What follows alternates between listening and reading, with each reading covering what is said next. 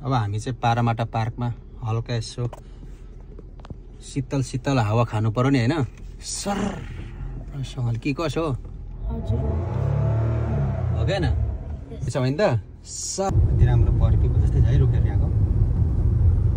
के जस्तो बर पिपल क्या यहीँ छु घुमिरहेको छु घुम्दैछौँ हामी होइन अब यहाँको ब्रिज यो चाहिँ ब्रिज होइन त यहाँको नेपाल कस्तै फुल फुलेछ हेर्दै बागमती नदी अस्ति सर्रसरी हामी बागमती नदीबाट वारी विष्णुमती खोलाबाट यस्तो पारी जाने हो पारामाटाको एकदम बेस्ट पार्क भन यो एउटै हो नि त हैन यो सबै फुलेको टाइममा त लास्ट राम्रो हुन्छ यो त बवाल देखिन्छ नि यहाँनिर हाम्रो गाडी त कता छ गाडी हामी यताबाट आउनु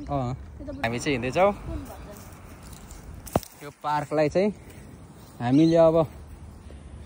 लगभग धेरै हिँडिसक्यौँ यहाँ तिमी मोड फ्रेस हुनु पर्यो नि त कुदेर म गल्दिनँ भनेपछि अनि तिमीलाई चाहिँ फेरि किन त्यस्तो हिँडेर गलिसके के होइन लेस एक्जाम्पल अब मलाई गलेको छैन अब बुढी चाहिँ गले भन्छ म गले नि त अनि मैले सोचेँ मेरो बुढा पनि गर्नु भयो होला भनेर Oh my god तोप पड्काउने भन्छ नि यही हो तोप पड् घुम्तीनिर भेट भयो सानो बाटैमा भेट भयो अरे तिमीलाई त फुल्दै बस्दा फेरि है I love flower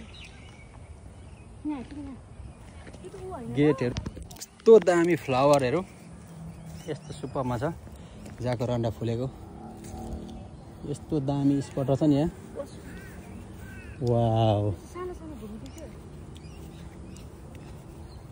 यो घुम्तीनिर भेट भयो सानो भनेको बाटैमा भेट भयो भनेको यही हो बाटैमा भेट भयो ल रहेछ स्पट पारामाटाको जाकोरान्डा स्पट आम्मामामा यो पछि ठुलो भएपछि के गर्छ खाना दिन्छ क्या दिँदैन कस्तरी आरु फरेको छ क्या कस्तो लाग्यो न त दामी यस्तो दामी रहेछ आम्मा बुढीको सातो खाने चेपारो कति धेरै चेपारो कति धेरै हो अब सबैजना आउनुहोस् पार्कमा घुम्नुहोस् रमाइलो गर्नुहोस् एकदमै सुन्दर पार्क छ पारामाटा पार्क दामी छ ल कमन बेबी